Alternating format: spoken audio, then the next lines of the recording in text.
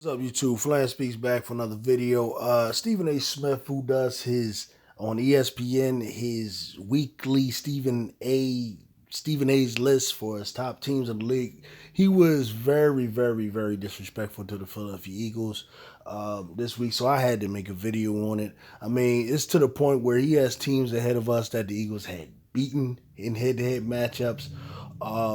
He has teams with both teams have a worse record than the Eagles. I'm trying to understand what this is about. I think these dudes are just a bunch of clowns who just like to get attention and try to tick off fan bases because this is just ridiculous, man. What we're gonna do is we're gonna play this here, and I'm gonna chime in and refute this stuff, man. Keep in mind, here's the deal. The list is fluid. It's fluid. Just because you see this week doesn't mean it's going to look that way next week. Stay with me, all right? That's his low excuse for his dumbass list, when he makes it stupid, but they just want to say, well, it's fluid. Fluid based on what? Based on what? I'm a 5 on the list, please. Give it to me right now here. Give it to me right now. The San Francisco 49ers. Why? They got a top 5. Right, so he's going to take a team that has a 6-4 record, all right? They have a 6-4 record. And they just beat a Cardinals team without Kyler Murray. And he got to number 5. All right, there's 3 teams in the NFC East alone that has a better record than them, but he's going to make them his fifth best team. So Stephen A. Smith does not go based off a record, nor does he go based off of the most recent impressive win. Because there's no way in the world you can tell me beating the Arizona Cardinals, okay, without Kyler Murray is any type of recent impressive win. So what does Stephen A. Smith base it off of? That's the question. Defense, y'all. They got a bunch of rough riders. You got Debo and Kittle, and now the pickup of Christian McCaffrey. I know porn star Jimmy can derail their hopes and aspirations, but until he does, the fact of the matter is they're a top 5 team in the National Football. They're not a top 5 team, but what I will say is the 49ers do have a nice roster, especially after picking up Christian McCaffrey. And they do have a team that is playoff tested. But what does that have to do with being one of the best teams in the league right now? Like, if the playoff were to start right now, are they even in? Well, I guess they're first in their division, so I guess so. But they'll be the first. They'll be the wild card. League right now, led by a great coach in Kyle Shanahan, who's great any other time than a fourth quarter of Super Bowls, okay? I'm going with San Francisco. Right, so he must be judging off of roster and coach. That's the only thing that makes sense for this particular selection. Roster and coach. As number 5 on the list. Let's go to number 4 on the list, please. Give it to me right now. Bam! The Buffalo Bills. Why? It's still that dude, Josh Allen. It's still that dude, Stephon Diggs. They're still one of the top 5 teams in the National Football League. I know they were struggling. Listen, I like Buffalo. I don't have the biggest problem with Buffalo being on the list or whatever. I guess they're gonna just keep them around for whatever reason. Even though Buffalo has lost games, they lost 3 games altogether. They lost games to the Jets. I mean, they haven't lost to like horrible teams or anything like that. But they're coming off a 2-game skid. I don't really have a problem with Buffalo being there. That's all right. A couple of weeks ago, but the bottom line is they stirred the ship in the right direction. They're a top 4 team in the National Football League. They ain't top 3, though. Give it to me right here. Bam! The Philadelphia Eagles. Why? They only got 1 loss on the season. That's why. Their defense is... Now, this here really is the whole reason I made the list here. All right. The Philadelphia Eagles just won a game. A type of game that people I've heard plenty of times they come on this show or these shows to say, well, we haven't seen whether or not the Philadelphia Eagles can win from behind. We haven't seen the Philadelphia Eagles go through adversity. All right, so here's a game where, number one, you have adversity because one of your top receivers, your tight end Dallas Goedert, doesn't play. And you're on the road against a team that's rejuvenated or whatever. But beyond that, like, people want to see the Colts stink, this and that. Okay. The Colts, when you talk about from a coaching standpoint, the guys that are there, they're very familiar with the coaches we have. You got to understand the Philadelphia Eagles coaching staff, pretty much all of them, come from Indianapolis. So they're running some of the same stuff. They know how each other think.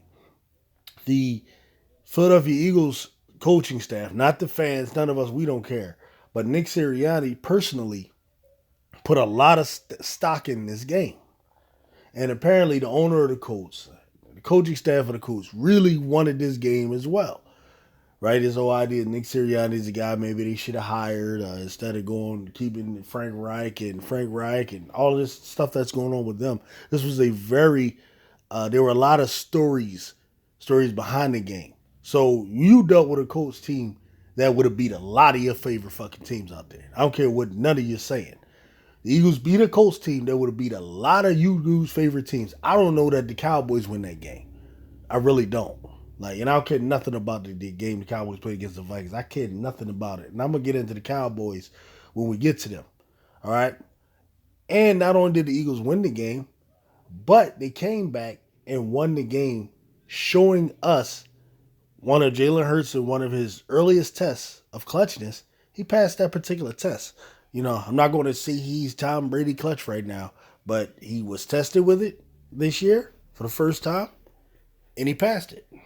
These are facts. Drill, that's why. And Dominican Sue being added to that defense is something that I applaud. That's why they have struggled, however, over the last couple of weeks. Against the Commanders, Washington on Monday Night Football, and barely squeaking out. Washington was a fluky ass game that the Eagles lost. You're right. Washington was very much prepared. They were the more desperate team.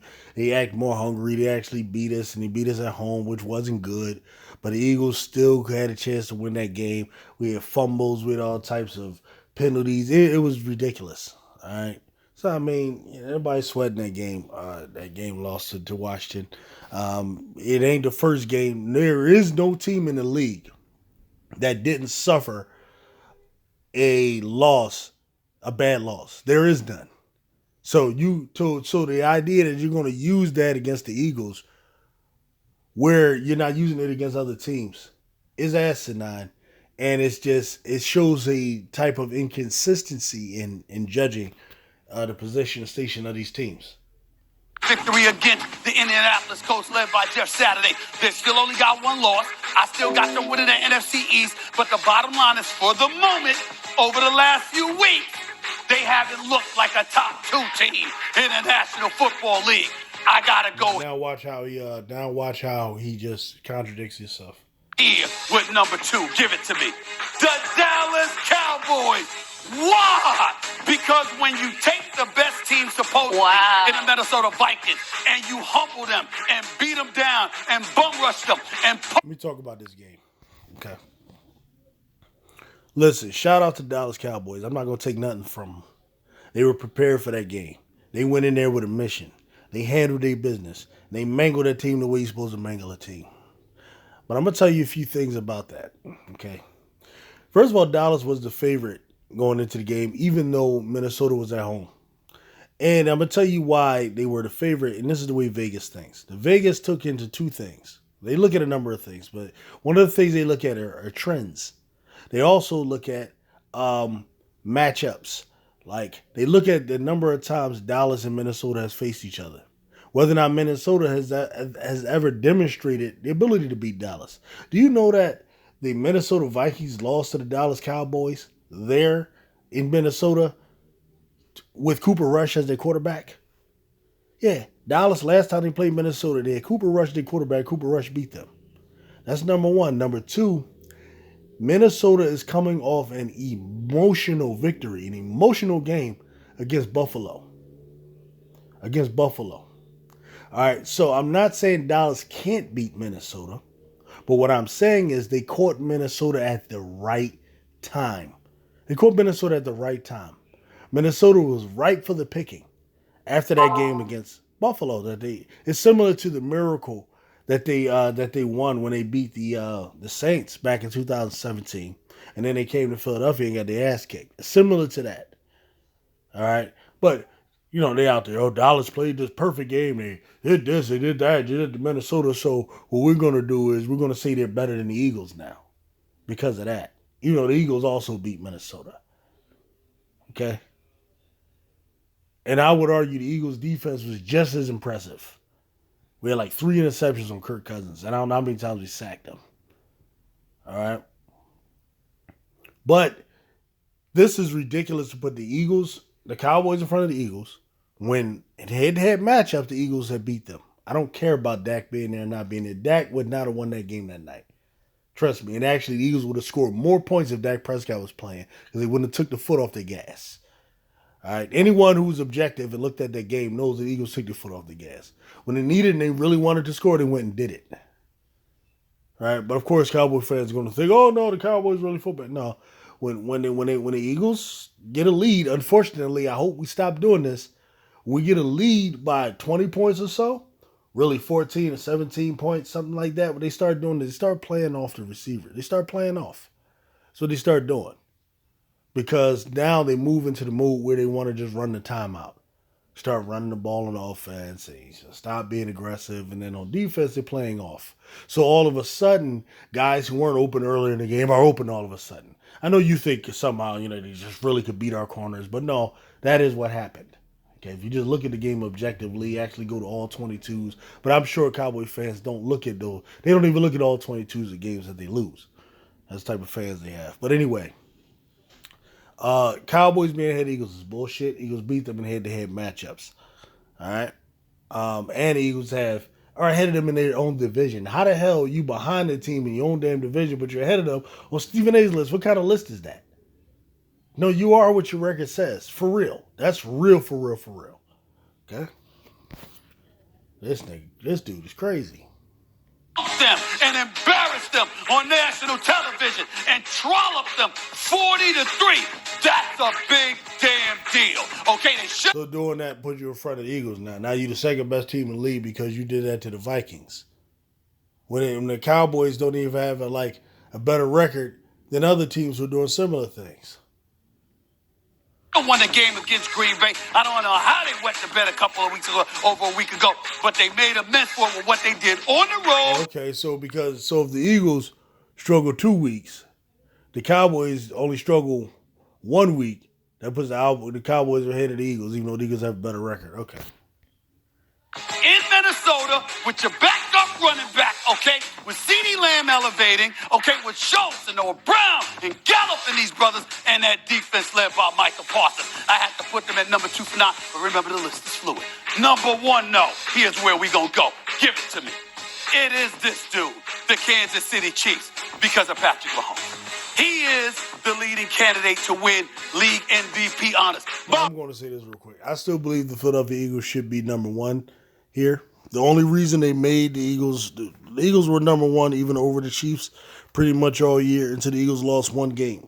Now, what I don't like about it is that the Chiefs are able to lose multiple games and be number 1. Where Eagles, if you lose 1 game, you're behind that team. I think that's nonsense. All right. But I don't have a problem with the Chiefs being number 1 because of who their coach is. But whatever. I have my own opinions by Andy Reid, but who their quarterback is and what the team has accomplished over the last few years. I get it. The Eagles still have to prove themselves as being perennial contenders, whereas the Chiefs have already done so. I get it. Brother from another mother, the one and only Travis Kelce, the best tight end in football. And by the way, one of the elite decision makers in football. Figure that out and you'll know what I'm talking about. That's Travis Kelce, that dude right there. Okay, with Patrick Mahomes, with Andy Reid, and I was going to listen to the response of the guest there, Mina Kimes, Herm Edwards, former Eagle, Coach Edwards, and also Keyshawn Johnson, but I don't want this video to prolong on too long. So I'm going to just stop there. All right, man. Catch y'all later.